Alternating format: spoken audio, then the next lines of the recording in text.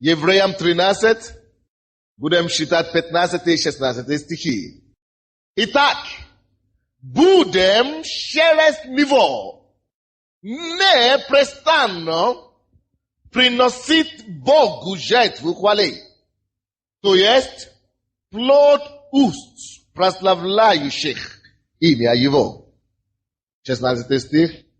Не забывайте также благотворения и общительности, ибо таковые жертвы благоугодны Богу. Мы сегодня говорим на теме жертва хвалы. Жертва хвалы. Очень многие из нас, мы думаем, что мы знаем, что такое жертва хвалы. На самом деле, мы не очень-то знаем. Мы приходим в церковь, прославляем Бога, играем прославление и мы радуемся.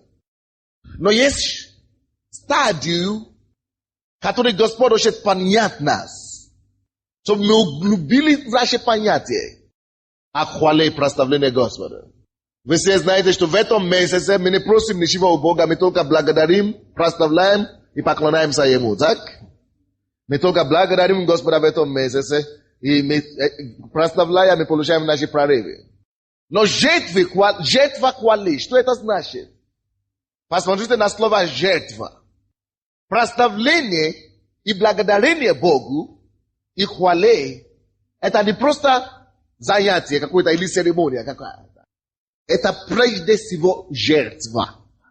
Когда мы приходим к Богу, чтобы сказать Ему: Господь, спасибо за то, спасибо за другое, мы приносим Ему, Он хочет, чтобы это было в виде жертвы. А что такое жертва? Жертва — это когда вы жертвуете что-то.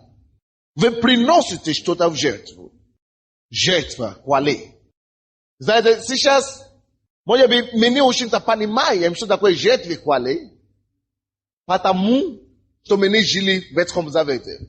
Но в Ветхом Завете люди знали и имели четкое понятие о благодарении и хвале Богу, и что значит принести жертву. Потому что в Ветхом Завете люди по-настоящему на самом деле принесли именно жертву Богу.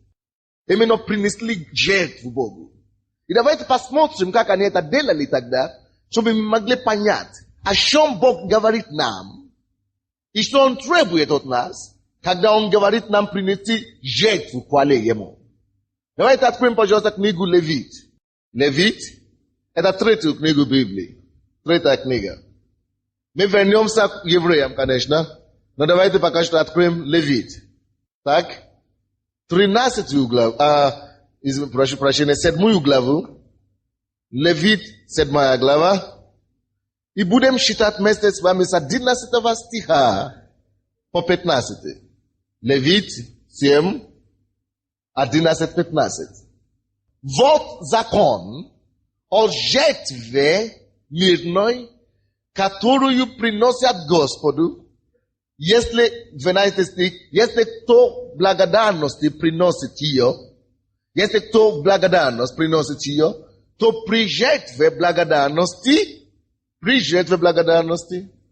есть то, что мы называем жертва чего? Благодарности.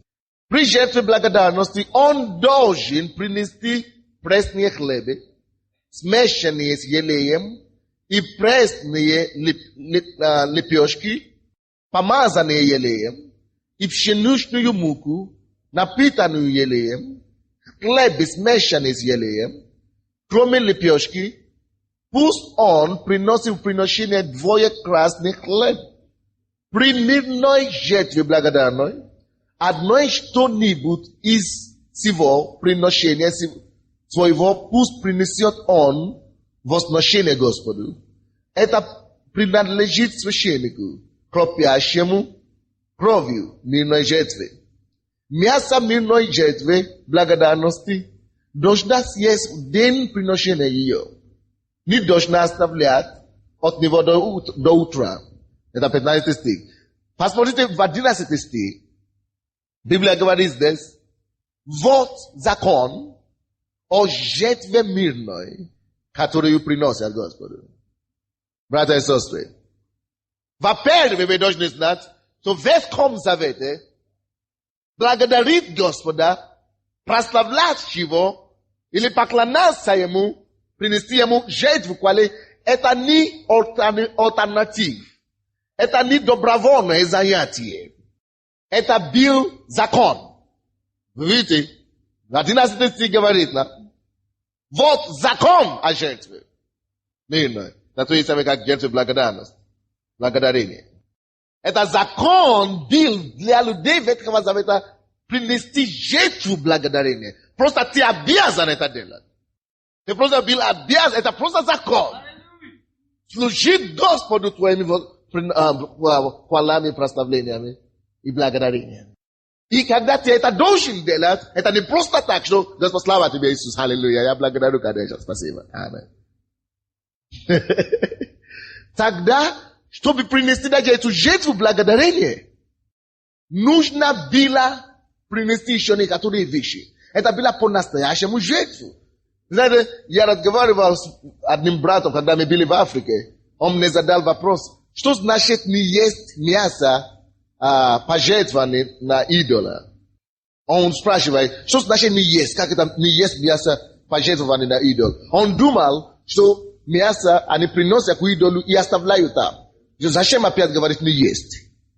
Как африканец по рождению, как человек, кто жил в Африке, я знаю, что такое жертва. Только тогда, когда он задал этот вопрос, я понял, что европейцы не имеют понятия, хотя большинство, не имеют понятия о том, что такое жертва. Они не понимают.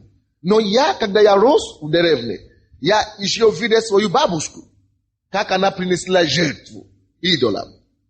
Поэтому я еще имею понятие, что такое принести жертву Богу в Ветхом Завете, как они делали это в Ветхом Завете. И что это значит? Я опишу вам кратко. Когда здесь Библия говорит, и Бог говорит им, что принесите жертву quale таким образом, вот так, что вы видите, что в 14 стихе и 15 стихе речь идет о крови. То есть, всякая жертва, но солидные жертвы, всегда идут, всякая вообще жертва должна быть пролитие кровью. Эта кровь открывает доступ к Богу. Но в этом случае это может быть кровь овны, или кровь овца, или кровь, животное какое-то. То есть они приносят, если, допустим, я и моя семья приносят Богу жертву, благодарение, мы должны купить овну, допустим, с этой овной подойти на жертвенник. Жертвенник это может быть любое место, которое посвящено Богу. Вы помните Иаков? Он спал, видел сон, и сказал, Господь, я поставлю здесь жертвенник тебе. Он посвятил это место для Бога. И для Бога, это значит, он будет принести жертву туда. Вот. И ты приходишь к жертвеннику и колешь, закаляешь, или как это? Закаливаешь эту овну, или овцу и кровь. Это первая стадия. После этого ты идешь и, разбираешь это мясо, ты как дома вы готовите живое мясо уже, и готовишь как для еды. Амин. Но тут они так делали, но кроме мяса, кроме овны и овцы, нужно еще некоторые вещи. Посмотрите 12 стих. Если вы хотите дать Богу благодарение. Алло, слушайте сюда. Что жертвы, о которой речь идет здесь, это жертвы чего? Благодарение, благодарности. Представляете себе, братья и сестры, что люди, которые жили в Ветхом Завете, они не могли просто подойти к Богу и говорить спасибо, Иисус. Аллилуйя, аминь. Они должны не дойдет до Бога просто, не дойдет. Потому что тогда и была еще занавес между Богом и человеком. В храме. Ты не можешь просто так сказать спасибо Богу, как мы сегодня с вами. Или просто попрыгать и попеть и говорить, что он уже дойдет туда. Нет. Должна быть жертва, виды жертвы. Аминь. Вот, священник приносит жертву, это животное, а потом Бог сам дает указание, что еще нужно добавить. Кровью мяса, это, чтобы получилась жертва. 12 стих. Если кто в благодарность приносит ее, то при жертве благодарности он должен принести пресные хлебы. Значит, во-первых, нужно принести пресные хлебы, так? Смешанные с елеем и пресные лепешки, помазанные елеем и пшеничную муку, напитанную елеем, хлебы, смешанные с елеем. Заметьте себе, что все смешано с елеем. Потом разберемся, что это значит. Видите, все то, что нужно, чтобы принести Богу, чтобы просто сказать Богу, я благодарен, спасибо. Надо, 14 стих, 15 стих говорит о жертве, уже кровь. Это значит, овна и так далее. Но, в Новом Завете, Евреям 13, 15, которые мы читали с вами, написано, что мы будем непрестанно принести Богу жертву хвалы, плоды наших уст. В Новом Завете, давайте прочтем опять, вернемся туда, пожалуйста. Закладывайте Левит что-то, мы вернемся туда в Левит попозже. Но сначала посмотрите, пожалуйста, Евреям. Так, 13-15. Очень серьезная проповедь. Вы должны слышать внимательно. Итак, будем через него непрестанно приносить Богу жертву хвалы. То есть плод уст, прославляющее имя его. Братья и сестры, и от нас Бог требует, чтобы мы принесли ему жертву уст. Но, смотрите сюда, уже не лепешки, уже не хлеб пресный или не пресный, уже не елей, уже не овну. Но тут уже говорится о другом. Будем постоянно принести ему жертвы хвалы, то есть чего? Плод уст. Вместо лепешки, вместо хлеба, пресные, не пресные, елея и так далее. Что теперь, какую жертву мы приносим сейчас? Плоды чего? Уст наших. Так просто. Но это не было бы так просто, если бы не было первое предложение. Это во стиха 15. Итак, будем чего? Дальше, что дальше? Будем чего? Через него. Итак, будем через него. Благодаря ему. Благодаря кому? Иисусу. Итак, будем через него. Через Иисуса принести жертву хвалы. Плоды наших уст. Если бы не было Иисуса, видите, я сказал вам, что чтобы иметь доступ на небо, надо было овну или овцу, какую-то зарезать, и потом кровь пролить в Ветхом Завете. Жертву, потому что кровь открывает врата небесные для людей. Сейчас нам не надо это делать, но Библия говорит, зато нам не надо это делать только благодаря тому, что мы приходим через кого? Иисуса. Почему? Потому что Иисус уже однажды пролил свою кровь. А эта кровь дает нам доступ автоматически на небо. Чтобы постоянно, поэтому, следовательно, мы сможем сейчас постоянно принести ему жертву уст. Потому что Библия говорит, что он есть агнец, закланный за нас. Он есть агнец. Он есть овна, закланный за нас. Он есть овца, закланная за нас. То есть Иисус своей смертью раз и навсегда, братья, открыл дверь неба для всякого, кто хотел бы войти в Бога через него.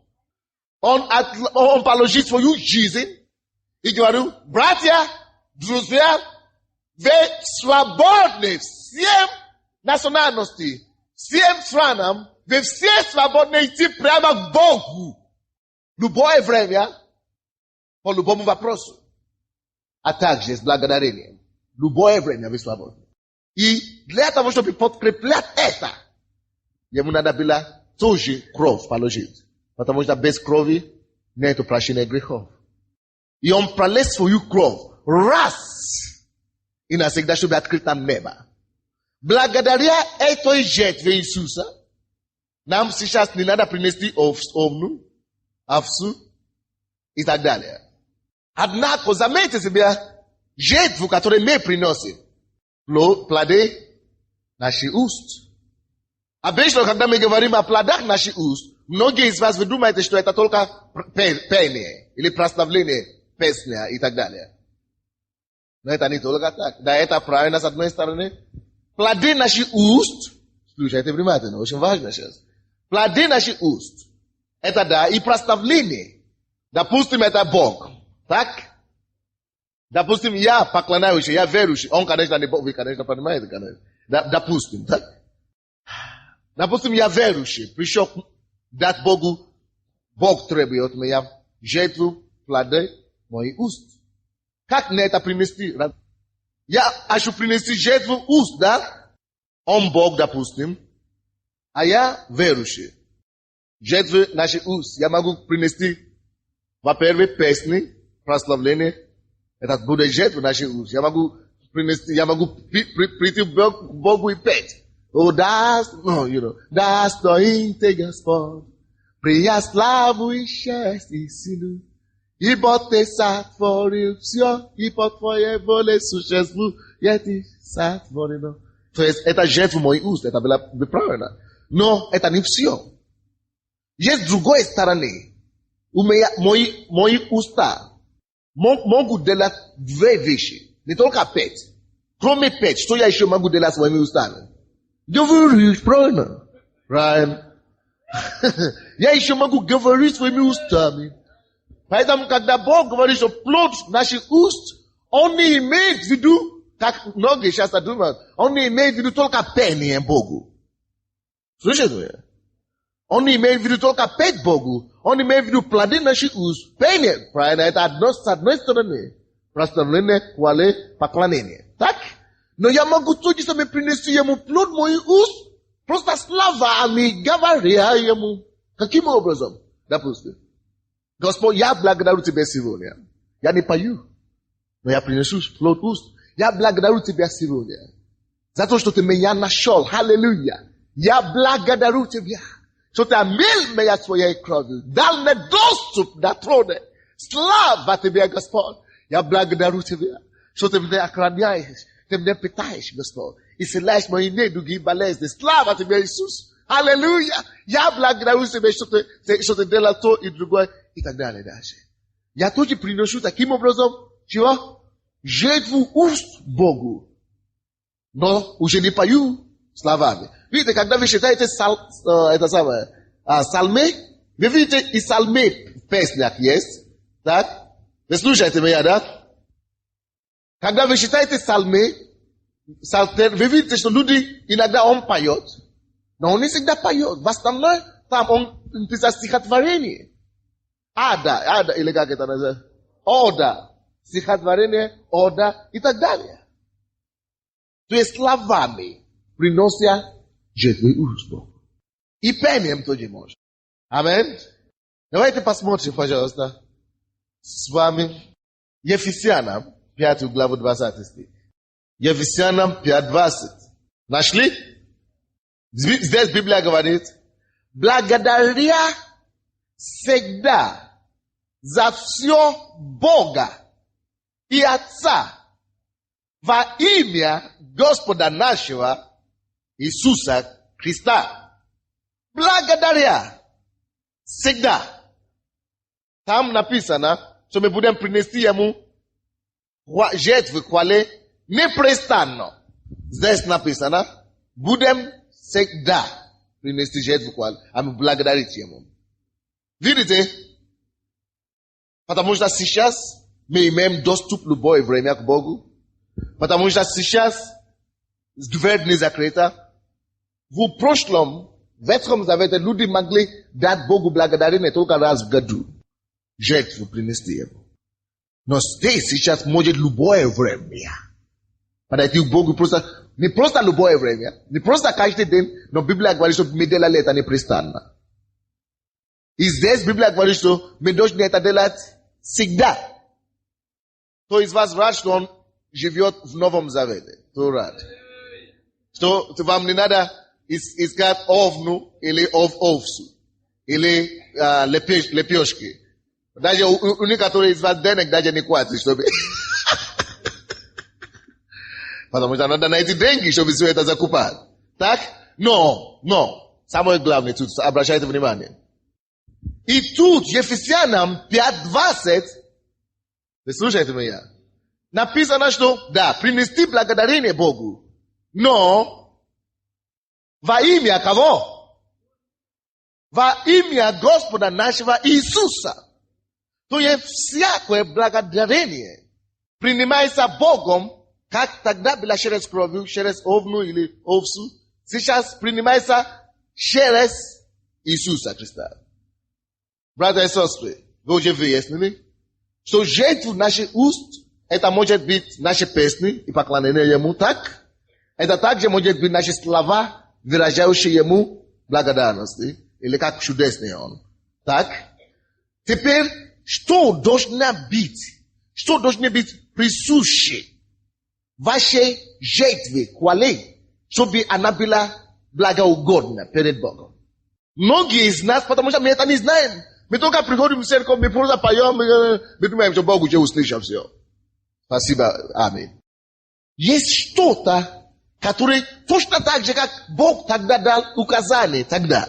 И сказал, чтобы я мог принять жертву вашей благодарности, принесите овну, принесите лепешки, принесите пресные хлебы и так далее, и так далее. Сейчас также, если мы хотим благодарить Господа эффективно, скажите эффективно.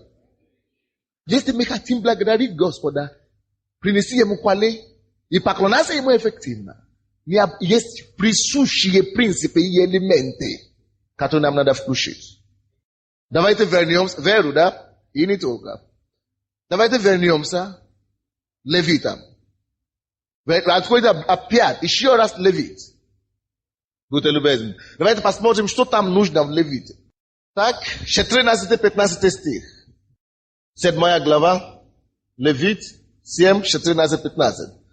Одно что-нибудь из всего приношения своего, пусть принесет он возношение Господу.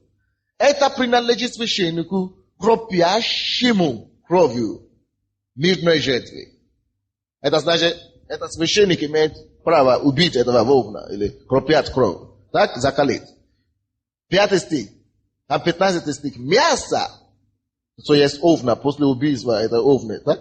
После, мясо мирной жертвы благодарности должно съесть в день приношения ее, не должно оставлять от нее до утра. То есть речь идет в 14 и 15 стихе о субъекте жертвы, о овне или о животне, об агнце. Так? Тут тоже в Новом Завете поэтому написано, будем непрестанно принести жертву плоды наших уст через него.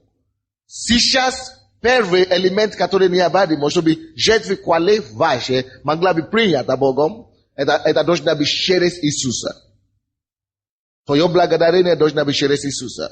Сейчас тут необходимо жертву, необходимо кровь, необходимо мясо, что есть агнец, а это есть кровь Иисуса. Он есть агнец Божий, закланный за нас. Да, он открывает небо. Это первый элемент, первый принцип необходимый, чтобы что? Наша жертва хвалу могла быть принята Богом. Так? Окей. Второе. Давайте посмотрим 12 стих. Чему я это говорю? Когда ты приходишь к Богу, чтобы благодарить Господа, не просто говорить во имя Иисуса, и не знать, что ты чего-то это говоришь. Аминь. Многие приходят сюда, мы поем Богу, мы делаем все, и очень часто они слушают Иисус, Бог и так далее. Не знаешь, к чему это все. Они просто принимают это как традицию. Но мы с вами должны иметь понимание. Когда мы имеем понимание, мы начинаем более серьезно относиться к вещам. Вы понимаете меня? То есть, это было предписание Бога. Первый необходимый элемент жетвы, благодарение Богу, это нужно это делать во имя Иисуса. Вообще, во-первых, когда ты приходишь к Богу, осознай, что благодаря Иисусу ты мог там стоять. Если бы не Иисус, никто из нас не мог бы стоять перед троном Божьим. Трон благодати. Это Он открывает дверь, трон благодати для нас. Слушайте меня? Теперь, какие еще элементы нужно иметь в твоей хвале? 12 стих. Левит 7, 12. Вы смотрите, да? Если кто в благодарность приносит ее, то при жертве благодарности он должен принести пресные хлебы. Это первое, что? Пресные хлебы. Что такое пресные хлебы? Нам уже не надо принести пресные хлебы, но пресные хлебы обозначают что-то. Хлеб это что-то белое. Пресные это вообще без постороннее что-то, без добавок. Молодец. Без добавок. Пресные хлебы здесь обозначает чистота. Пишите себя, если вы пишете. Когда ты благодаришь Господа, когда ты поклоняешься Господу, ты, конечно, приходишь во имя Иисуса, но во-вторых, твои руки и твое сердце должны быть чисто перед Богом. Чистота, holiness, purity. Твоя хвала должна быть в чистоте. Если даже ты знаешь, что ты согрешил сегодня утром, допустим, и ты приходишь в Бог, в церковь, говоришь, я пойду в церковь, все пойдет, настроение покажу, атмосфера изменит, все пройдет. И ты, допустим, украл в ветеринарном магазине что-то, а потом пришел в церковь. О, Господь, слава тебе, а потом ты думаешь, что Бог уже принял твою... Прыгай и удар головой вниз, если хочешь. Все равно твоя жертва никуда не прошла. Потому что у тебя грязные руки. Но если ты придешь к Богу, даже если ты загрешил. Но Библия говорит, первое послание Иоанна, 1 стих, 8 и 9 стих. Если мы говорим, что у нас нет греха, то мы что? Обманываем себя. Но если же мы будем исповедовать наши грехи, то Он верен и праведен простит нам наши беззакония. Слушайте меня. Так что, братья и сестры, смотрите сюда. Когда вы хотите благодарить Господа за что-то, или петь Ему хвалу, если вы чувствуете согрешение совести, или осуждение какое-то, сначала, Господь, я благодарю Тебя, я каюсь в этих грехах, всякой нечистоте, я каюсь, я исповедую Тебя, все Тебе. И пускай Твоя кровь меня очищает еще раз сейчас. Я благодарю Тебя, что Ты сказал, если я буду исповедовать мои грехи, что Ты праведный и верный, простит меня. Я благодарю Тебя. А потом продолжай отсюда, принеси Ему хвалу. Продолжай отсюда. Братья, если ты видишь, что совесть осуждает тебя, и ты начинаешь благодарить Господу молитвой, сначала исповедуй. Потому что жертвы хвалы должны быть не только через кровь Иисуса, но через чего? Чистоту также. Это есть пресный хлеб. Давайте посмотрим дальше, 12 стих там. Что третий идет? Что еще должно там быть? Давайте посмотрим. Елеи. Во всем есть елеи. Даже в хлебе должна быть с елеем. Лепешки должна быть с елеем. Все должна быть с елеем. Пшеница, мука должна быть с елеем. Почему? Потому что всякий вид благодарения Богу или хвалы Богу, всякая жертва Богу должна быть в духе. Но в Ветхом Завете, посмотрите, все Ветхий Завет, всякий раз, когда Бог говорит о елее, помазание елее, это имеется в Дух Святой. Твое поклонение Богу, твоя благодарность Богу должна быть в Духе Святом. Потому что написано от Евангелия от Иоанна 4 глава 23-24 стих. Что написано? Ибо на таких поклонников ищет себя Бог, которые будут поклоняться Ему все Духе истины. Твое поклонение, дорогой, твое прославление, твое благодарение Богу должно быть в Духе истины. Поэтому весь здесь там. Даже когда Бог сам приписал им, что нужно для хвалы, жертвы хвалы, Он сказал им, весь здесь должно быть елей. Ты должен это делать в Духе. Поэтому мне жалко, братья, слушайте сюда, мне жалко тем, которые приходят в церковь. Мы все прыгаем, мы всем сердцем прославляем Бога, а они стоят, как будто им все равно. Дух Святой. Вообще их сердца там нет. Вы слышите меня?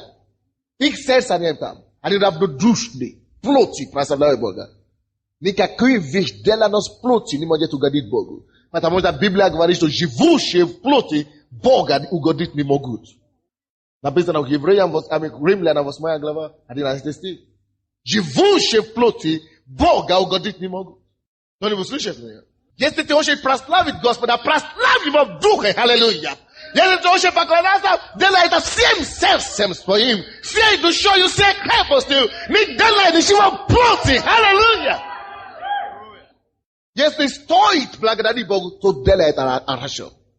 Если стоит прославлять Бога, то делай это максимально хорошо. Не будь равнодушным Богу. Аллилуйя. Без Него у тебя ничего нет. Без Него ты ноль. Духе. Ибо таких поклонников, только таких, а каких, которые в Духе. Насколько это важно, что Бог даже в Ветхом Завете, даже в хлебе должна быть маслом, а быть с елеем. Лепешки должны быть с елеем. Все должно быть с елеем. Все, что ты делаешь для Бога, делай от всего сердца. Пускай это будет в Духе Святом. Таких ищет Бог. Потому что они не везде есть. Поэтому ему надо было искать их. Он ищет. Я сказал утром, что мне жалко тем людям, которые мы прыгаем, мы кричим, мы молимся Богу, а они смотрят на нас как зрители. Как зрители. Серьезно? Я сказал, хорошо, вы смотрите как зритель. Бог мне это сказал. Он говорил, вы будете и зрителями, когда вы будете зрителями, когда они будут получать благословение. Но я не хочу быть зрителем благословения других. Я хочу быть участником благословения. Если люди приносят Богу жертву хвалы, и ты зритель, подожди. Они будут получать, и ты будешь только свидетельствовать все, ты только будешь, почему не я? Почему не ты поймешь? Если ты в церкви, что касается Бога, делай максимально от сердца. Всего себе отдай Богу. Тогда Он всего себя отдаст тебе.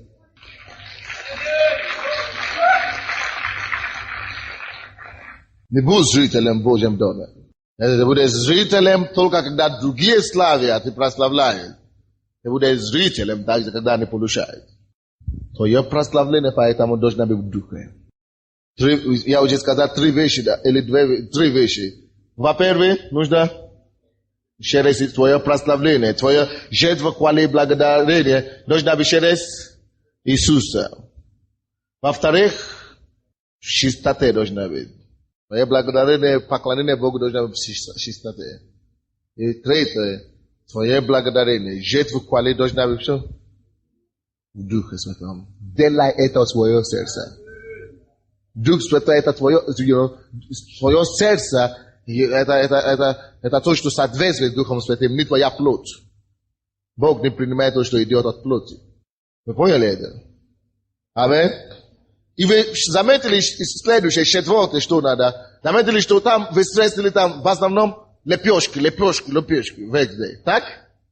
Лепешки это то, что делает вкусное что-то, сладкое. Но это не просто то, что имеется в виду здесь. Лепешки, слушайте, братья. Лепешки здесь обозначает, слушайте меня, лепешки здесь обозначает четвертую вещь, которую не обадимо. Ты должен принести твою жертву благодарения и хвалы с радостью, gladness, радостью. Когда ты приносишь Богу жертву хвалы, и ты такой, слава тебе. Такой грустный, как будто... Нет, жертва хвалы должна быть с чем? Радостью. Ты сказал, но меня только, как я могу радоваться? Беда случилась со мной, беда. Горе. Но что должно уступать? Эмоция, горе или Слово Божье должны уступать? Горе должно уступать Слову Божьему. Потому что Иаков, что написано в Иакове, 1 главе 2 стих? Принимайте с великой радостью, братья мои, когда падаете в различные искушения и испытания. Когда падаешь в различные испытания, не надо плакать, братья. Во Христе Иисусе ты не плачешь, когда горе случается. Ты принимаешь великую, притом, не просто с обыкновенной радостью. Серьезно? Не с обыкновенной радостью. Написано великой. Я слышал, что наши ребята, военные служащие, наши ребята притесняют. Кого-то унизили в должности и так далее, потому что они служат Богу. Я сказал, те, которые притесняют их сегодня, будут благодарить их завтра. Я говорю, это и пророчество, это во имя Иисуса. Но для этого нужно, чтобы в сегодняшнем состоянии вы приняли это с великою радостью, когда впадаете в различные искушения. Бабори кати, калабото, кабаба литента каланта. Ibeke kalabosi ketente. Kalabohosi ke talaboko tababa la kati katata. Kalobati ke galabo katala katate kalada. Ubaru kutu kate karanto shinte.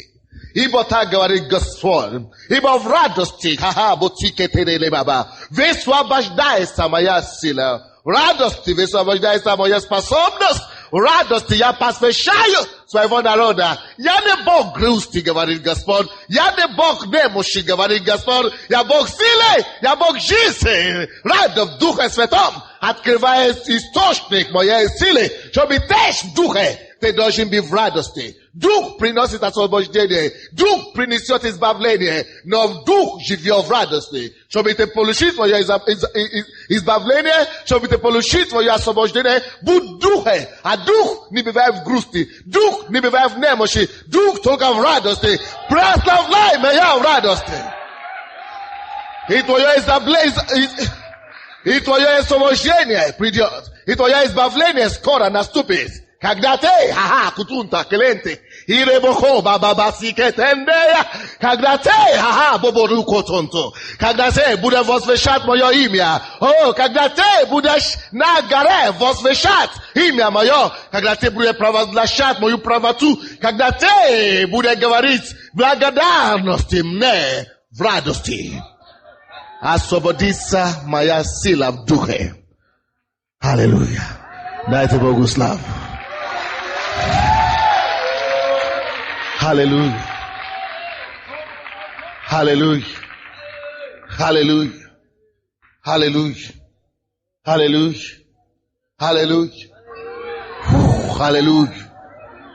Я получил сам откровение. Серьезно. Оказывается, что Дух Божий не живет в грусти. На самом деле должна быть да. Серьезно. Дух Божий живет в радости. И чтобы Дух мог тебе принести освобождение и свободу, надо, чтобы ты находился в состоянии радости. Я понял. Поэтому надо с великой радостью принимать, когда падаешь в различные искушения. Да, теперь я понял. Раньше я просто послушался, радовался, нужно радоваться. А теперь я уже понял, там есть тайна. Слава тебе, Дух Святой. Слава тебе, Господь. Аллилуйя. Hallelujah. Hallelujah. Hallelujah. Oh, hallelujah. Ilababobosi. Oh, hallelujah. Hallelujah. Slava тебе, Господь. Hallelujah.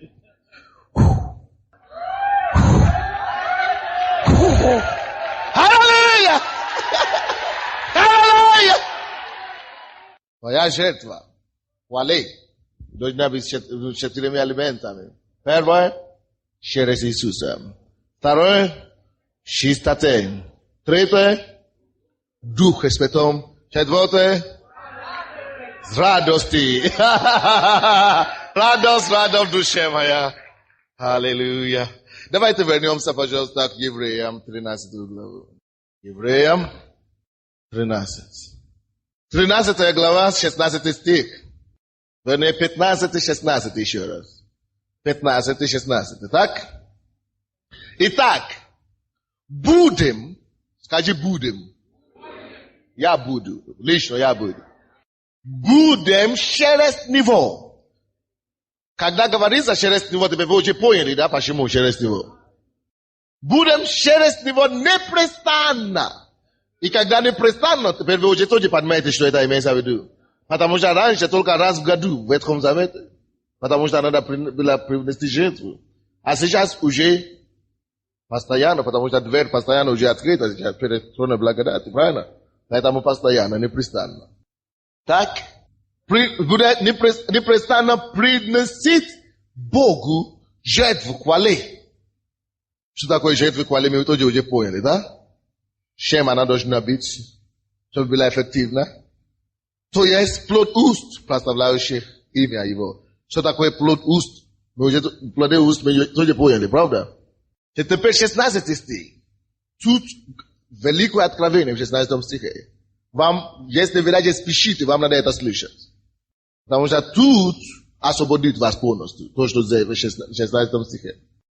Не забывайте также, так, когда вы приносите жертву хвалы, Библия говорит, что есть еще также. Если есть слово также, значит они вместе. Значит они должны быть сделаны вместе. Так? Итак, не забывайте также благотворения и общительности, ибо таковые жертвы благоугодны Богу. Не забудьте также, не забывайте, общительности и чего? Благотворение. Ибо эти есть чего? Благоугодную жертву Господу. Если ты хочешь, чтобы твою жертву была совершенной, была совершена перед Богом, ты должен это делать, ты должен добавить к этому. Вы хотите, чтобы ваше благодарение, жертву хвалы, была полной. Добавьте к этому, к ней еще даяние, благотворение. Творите благо. Добавьте к этому благотворение и общительность. Почему это необходимо? Я вам объясню. Потому что настоящий поклонник и прославляющий, слушайте сюда, настоящий поклонник тоже есть даятель. Вы не можете, если кто-то говорит, что он прославляющий или он поклонник, и он не умеет давать людям, благословлять, быть щедрым. Он не умеет быть щедрым, что он обманывает вас, он обманывает себя. Я вам докажу. Не только потому, что написано, но я вам докажу. Потому что поклонник это тот, кто поклоняется Богу, кто отдает Богу хвалы духе.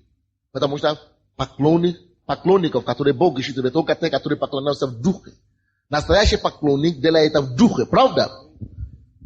Ты не можешь быть щедрым, потому что когда ты прославляешь Господа, поклоняешься Ему, ты даешь Ему что-то, правильно?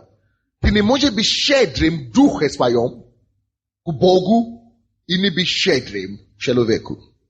Если твой дух щедрый, ты автоматически щедрый человек.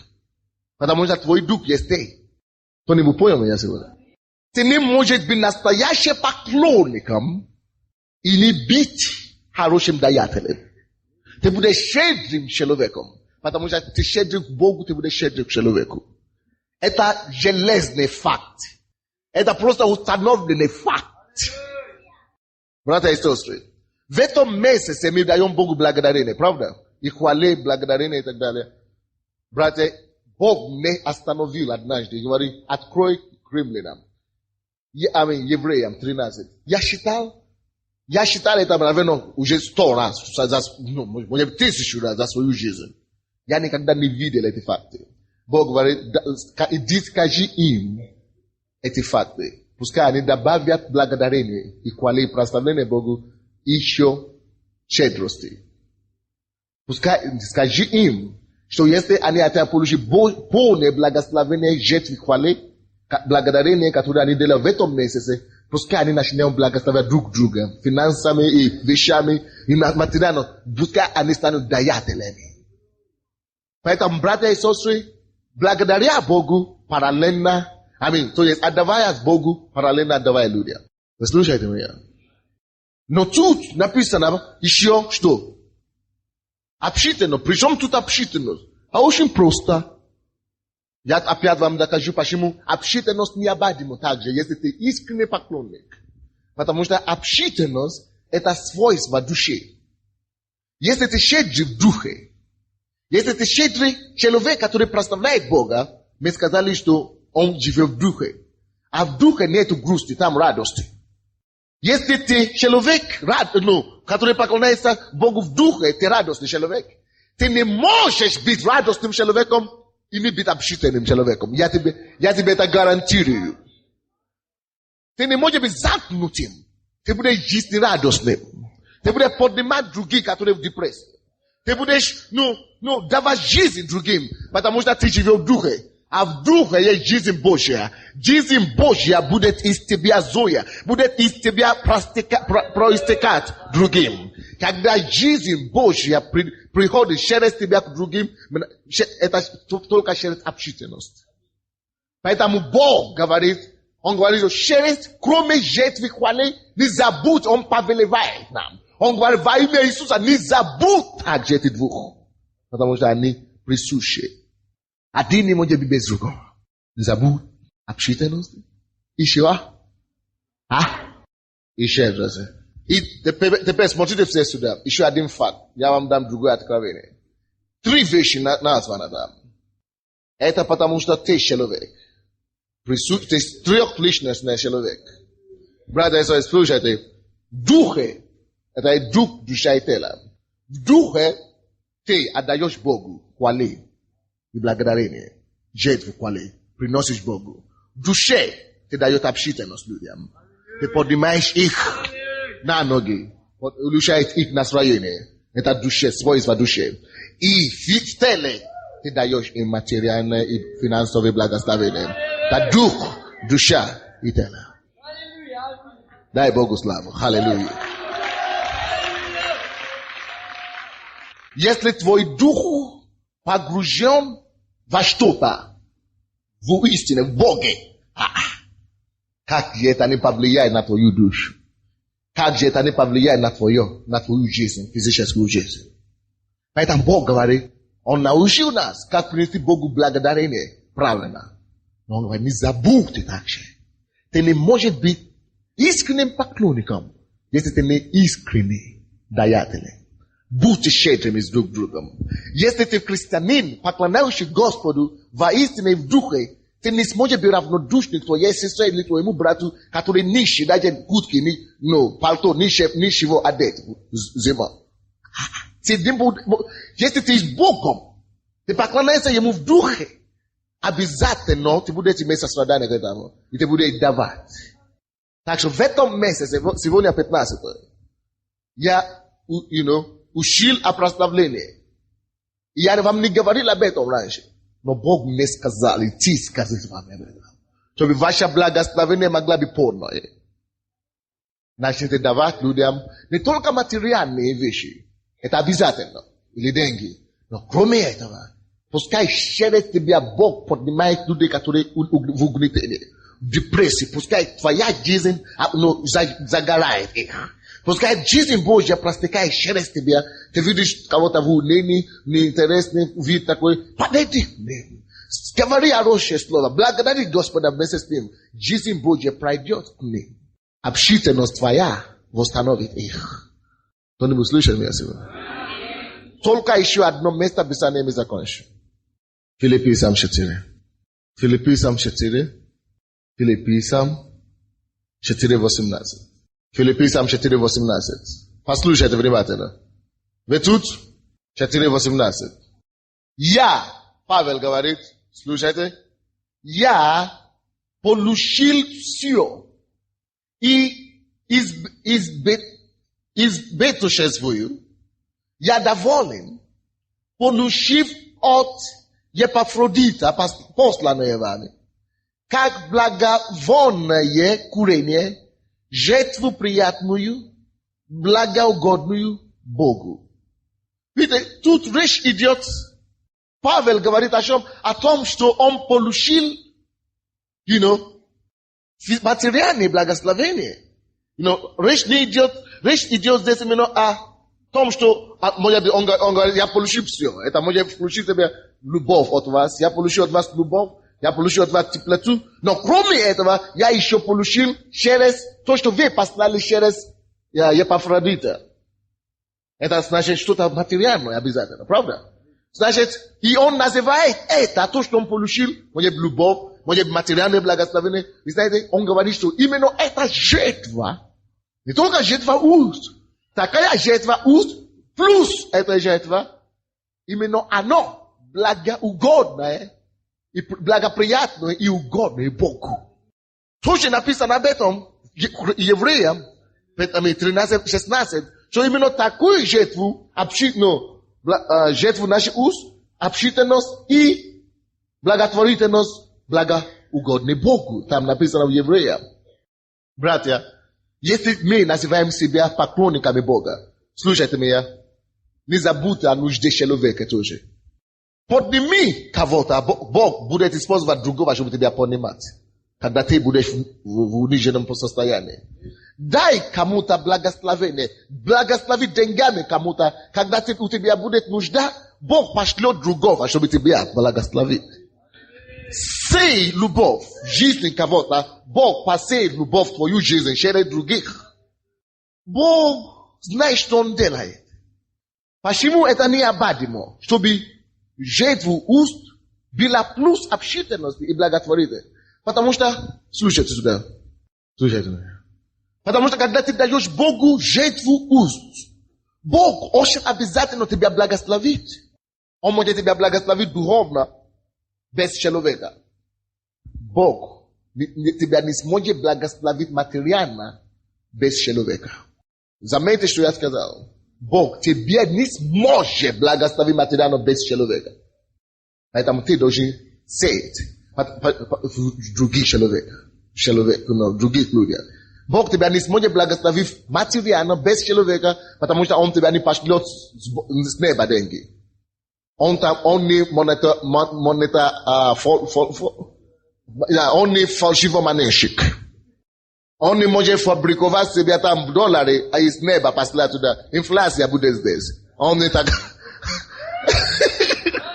Он не сторонник такой экономики. Он всегда будет использовать человека, чтобы тебе дать доллары. Слушайте меня.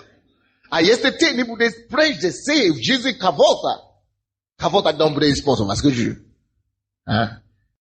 Поэтому твоя жертва хвалы должна быть и плюс благотворительности и общительности.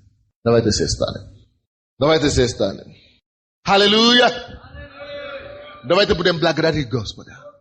Господь, я благодарю Тебя за то, что Ты спас меня. Я благодарю Тебя за Твою благодарность, за жертву хвалы, за откровение, которое Ты мне дал, принести Тебе благодарение, благоугодную Тебе.